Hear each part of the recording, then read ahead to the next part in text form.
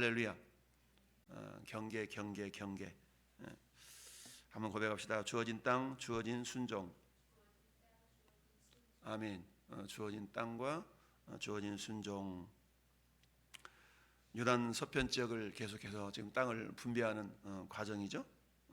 먼저 갈렙이 이 산지를 내게 주소서라고 어제 보통 자기가 어떤 일에 어떤 사업에 공을 좀 세우면 그 공을 가지고 당당하게 요청하는 경우가 있죠. 그럴 때는 자기에게 뭔가 좀 유익하고 유리하고 이렇게 얻기 쉬운 그런 영역을 요구할 수도 있을 터인데 그러나 갈렙은 그러지 않았다라 그랬죠. 그냥 이스라엘 백성들이 싫어하고 꺼리하는 헤브론이라는 산지를 내게 주소서라고 했습니다. 그 헤브론이라는 지역은 어떤 곳이라고 그랬어요? 옛날 이름이 기랏 아르바라. 아르바는 아낙 사람 가운데서 가장 큰 사람들이었다라. 그러니까 아낙 자손 자체가 거인 족속인데 거인 족속들 가운데서도 아주 큰 사람들이 살고 있었던 그 헤브론 성읍을 요청해서 그것을 어때요? 텅 비어있는 곳 그저 들어가는 것이 아니라 그들이 살고 있었음에도 불구하고 그것을 내가 쳐서 쫓아내겠습니다 라는 미림의 열정, 미림의 용기가 이처럼 갈렙에게는 있었던 것이죠. 우리 어제 갈렙의 신앙이라는 제목으로 말씀을 묵상해 봤고요. 오늘은 15장 유다 지파의 자손의 땅을 이처럼 경계 나누는 모습을 보게 되는데요.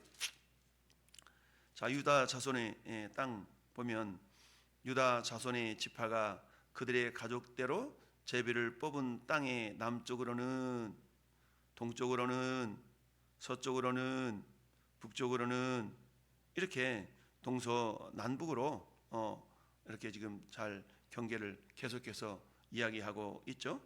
이처럼 굳이 유다 자손의 땅이 여기서부터 여기까지요 라고 말하지 않고 구체적으로 계속 어디까지 경계고 어디까지 경계고 남쪽 경계, 동쪽 경계, 북쪽 경계는 이렇게 말하고 있습니다. 4절 하반절 말씀 보니 이것이 너희의 남쪽 경계가 되리라. 5절에는 동쪽 경계는 여맥과 여매인이 요단 끝까지요, 북쪽 경계는 요단 끝에 있는 해만으로부터 쭉쭉쭉쭉 여기까지요.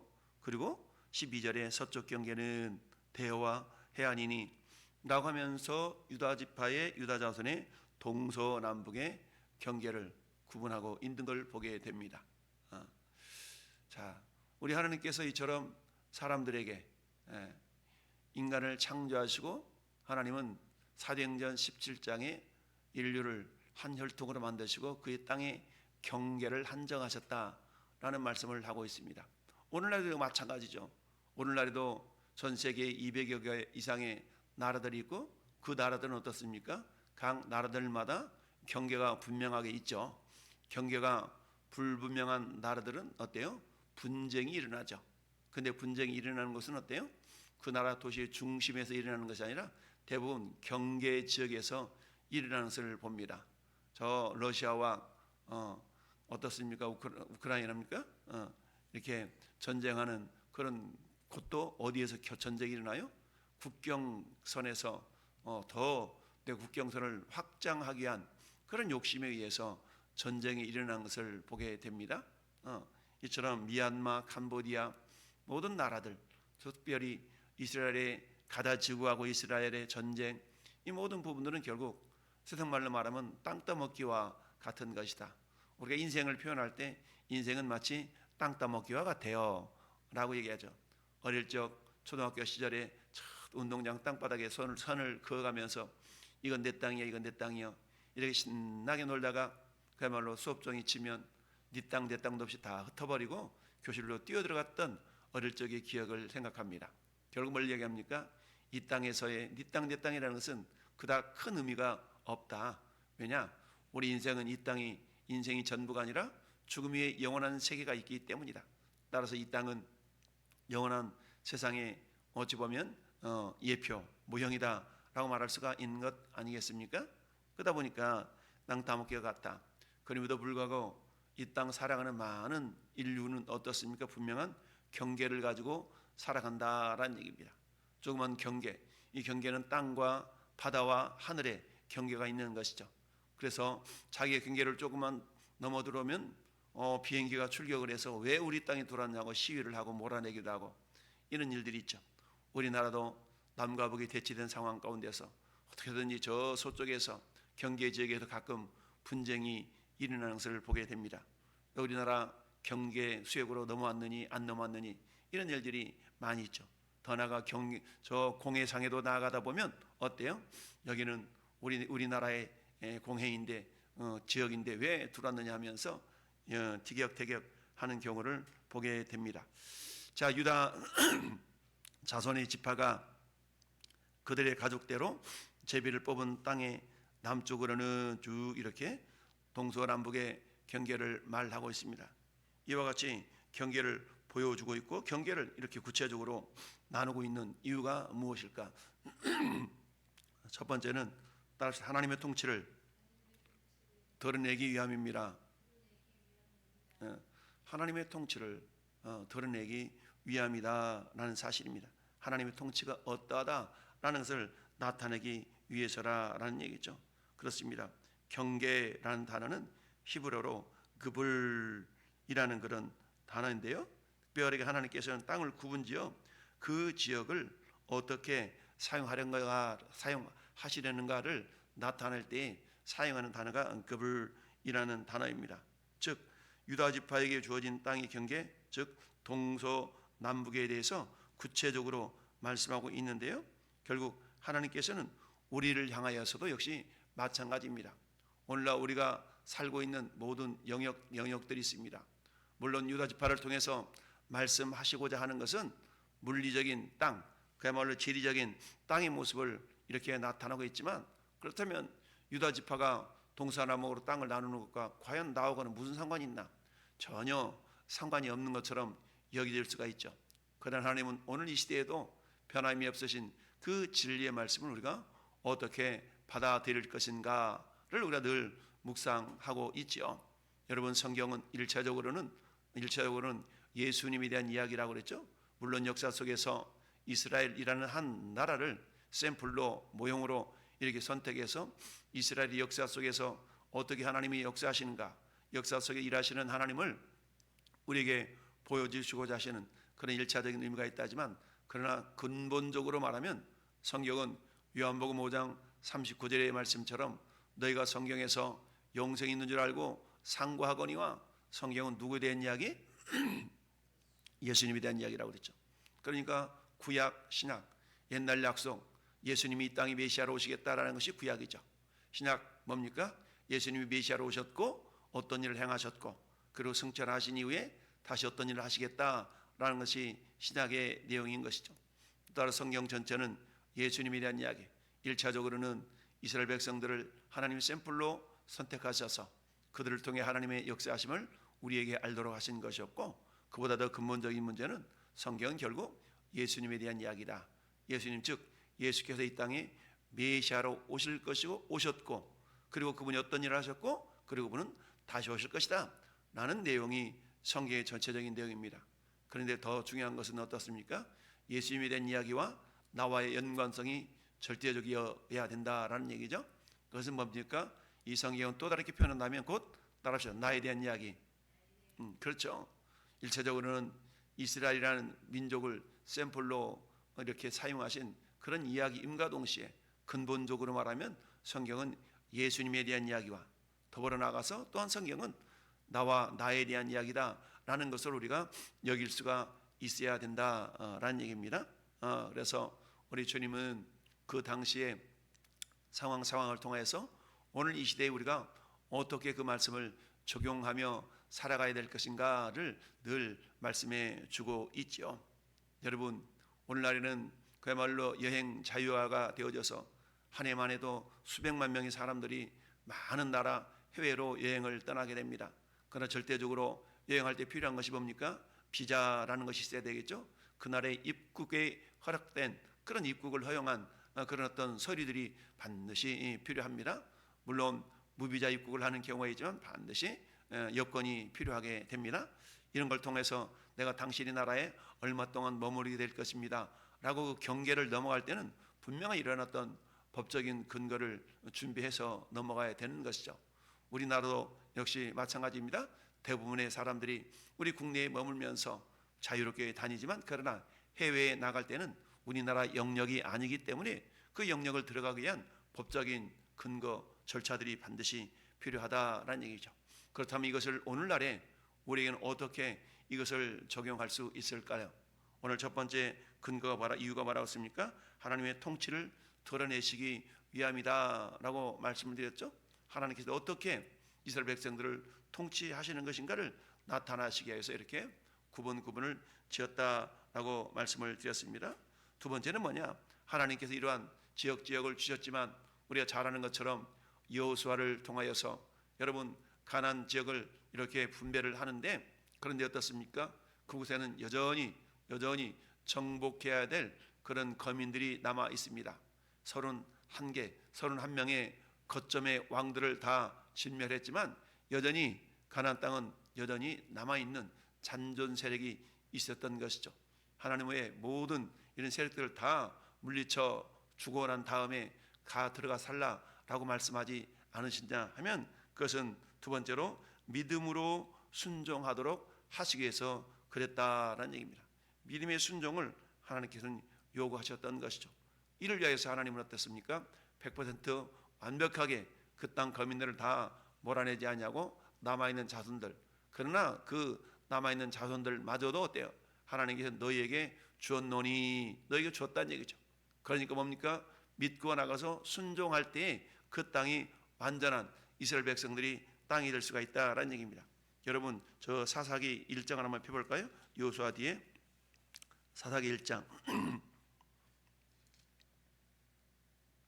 1장 18절 19절 보면 시작. 유다가 또 가사 및 그 지역과 아스글론 및 그 지역과 에그론 및 그 지역을 점령하였고, 여호와께서 유다와 함께 계셨으므로 그가 산지 주민을 쫓아내었으나 골짜기 주민들은 철병거가 있으므로 그들을 쫓아내지 못하였으며 라고 말씀하고 있습니다. 그러니까 쫓아내긴 했지만 여전히 남아있는 그런 어떤 잔존 세력들이 있다라는 얘기죠. 근데 이들은 어떻게 쫓아낼 수 있어요? 하나님의 말씀에 불순종하고 순종하고 하나님을 신뢰하는 가운데 쫓아낼 수가 있는 것이죠. 따라서 하나님께서 이처럼 경계를 한정해서 그 경계 안에는 분명하게 여호수아를 통해 물리쳤던 31명의 왕들이 포함되어져 있는 것이죠. 그러나 그 왕들은 쫓아냈다 할지라도 그건 일종의 거점인 것이죠. 거점. 따라서 어때요? 나머지 잔존 세력들을 몰아내야 될 사명들이 이 백성, 유다 백성뿐만 아니라 나머지 지파들에게도 있었던 것입니다. 이처럼 하나님께서는 유다 지파에게 동서남북 경계를 보여주시면서 동쪽 경계, 서쪽 경계, 남쪽 경계, 북쪽 경계는 이러하다라고 말씀하고 있죠. 유다 지파의 땅은 굉장히 광활한 지역을 분배를 받았던 것을 보게 되는데요. 이처럼 12절 말씀에 서쪽 경계는 대와 그 해안이니 유다 자손이 그들의 가족대로 받은 사방 경계가 이러하니라 라고 경계를 말씀하고 있습니다. 서쪽 경계, 이건 지중해를 말하고 있죠. 여러분 오늘날도 하나님은 우리 삶의 모든 영역마다 눈에 보이는 여러분 물리적인 지리적인 경계도 우리에게 한정해 주셨지만, 그러나 우리 삶의 모든 영역에는 그야말로 그런 지역마다 경계가 있는 것이죠. 학생은 학생으로서 나는 어디 고등학교 학생, 어디 중학교 학생인데 그러면 어때요? 그게 경계죠. 그러니까 그 학생들은 학교를 다닐 때는 그 학교를 가야 되는 겁니다. 그런데 어때요? 나는 고등학생이니까 어느 고등학교든지 내 마음대로 갈 거야 해가지고 오늘은 이쪽 고등학교, 내일은 저쪽 고등학교, 이렇게 내 마음대로 다닐 수 있는 것은 아니죠. 분명한 경계가 있는 것입니다. 그 경계를 따라서 우리가 어때요? 최선을 다해서 내 삶의 영역에서 나에게 맡겨진 일들을 감당해 내는 것이죠. 뿐만 아니라 우리 직장인들은 어떻습니까? 오늘은 이 회사 가서 일하고 내일은 저 회사 가서 일하고 그럴 수 없는 것이죠. 내 삶의 경계, 학생은 학생으로서의 학교라는 그런 경계가 주어져 있는 것이고, 또는 일반 사회인들은 어떻습니까? 그들이 직장인이라면 직장인으로서 일정된 그 직장에 한계가 주어져 있는 것이죠. 또한 여러 가지 비즈니스를 하는 사람들도 마찬가지입니다. A라는 그런 종목의 그런 어떤 비즈니스를 하는 사람들이 전혀 상관이 없는 C종목 가서 뭔가를 한다고 하면 그것은 문제가 발생할 수밖에 없는 것이죠. 이처럼 하나님께서는 우리의 이 땅을 살아가는 날들 동안에 분명하게 유다 조상들, 유다 지파들에게 동서남북의 경계를 이렇게 한정해 주셨던 것처럼 우리 삶의 모든 영역에도 우리는 어때요? 그런 어떤 경계들이 분명히 있다라는 것을 우리가 기억할 수 있어야 됩니다. 이처럼 하나님이 경계를 주신 까닭이 뭐라고 했다고요? 순종을 통하여서, 믿음의 순종을 통하여서 그곳에서 하나님의 역사하심을 경험할 수 있도록 하기 위함이다라는 얘기입니다.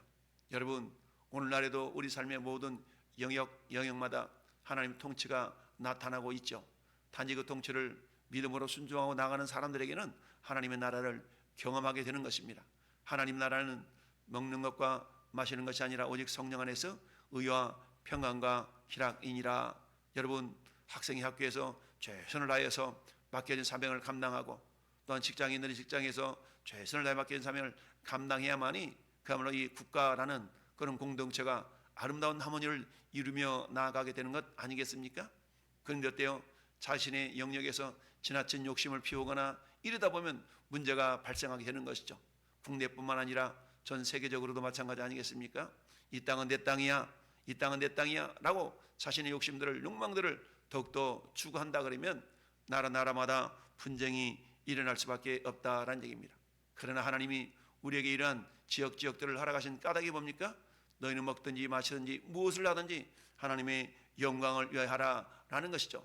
그 경계를 한정하시고 경계 내에서 살아가는 유다 백성들은 겸손하게 하나님의 말씀을 순종함으로 말미암아서 남아있는 잔존 세력들을 몰아낼 때에 하나님의 역사를 경험하게 되는 것처럼 오늘 이 시대도 하나님은 우리에게 허락하신 모든 경계들을 믿음의 순종을 통하여서 하나님의 역사하심을 경험하는 것뿐만 아니라 그로 말미암아서 우리 하나님께 영광을 돌려드릴 수가 있다라는 사실입니다. 오늘 하늘도 하나님은 우리에게 허락하신 모든 경계, 영역마다 하나님 말씀을 겸손히 순종함으로 하나님의 하나님 되심을 드러내기를 원하신다라는 사실입니다.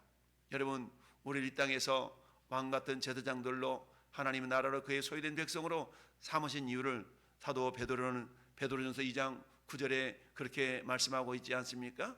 이는 너희를 어두운 데서 불러내어 그의 아름다운 빛에 들어가게 하시니 아름다운 빛, 귀한 빛에 들어가게 하시니 아름다운 덕을 선전하게 하려 하심이라. 이건 뭡니까? 우리 삶의 기본적인 자세요, 목적이어야 되는 것이죠. 이것은 뭐예요? 먹든지 마시든지 무엇을 하든지 하나님의 영광을 위하여 하라 라는 그런 고린도전서의 말씀이나 이사야 43장 7절 21절에 하나님의 영광을 위하여 하나님의 찬송을 부르기 위하여서 하나님께서 또한 에베소서 1장에서 나의 찬송이 되게 하려 함이라 라는 것처럼 우리의 존재의 목적은 오늘 이 시대의 물리적인 경계뿐만 아니라 눈에 보이지 않는 우리의 삶의 모든 경계 영역 안에서 우리에게 맡겨진 사명들을 최선을 다해 감당함으로 하나님의 하나님 되심을 드러내는 영광의 도구들, 영광의 통로들로 우리가 살아가기를 하나님이 원하신다라는 사실입니다. 이처럼 첫 번째 유다 지파의 동서남북의 경계를 구체적으로 주님이 북쪽 경계는 서쪽 경계는 남쪽 경계는 이러하다라고 우리에게 말씀하고 있는 이런 내용들을 통해서 오늘 이 시간 하나님 오늘 한 날도 내 삶의 영역에서 최선을 다하여 말씀에 순종함으로 하나님의 영광을 드러내며 내 자신에게는 하나님의 살아계심을 경험하는 놀라운 주님의 은혜가 우리 오늘 모든 성도들의 삶의 영역 가운데 나타날 수 있기를 예수님의 이름으로 축원합니다. 아멘.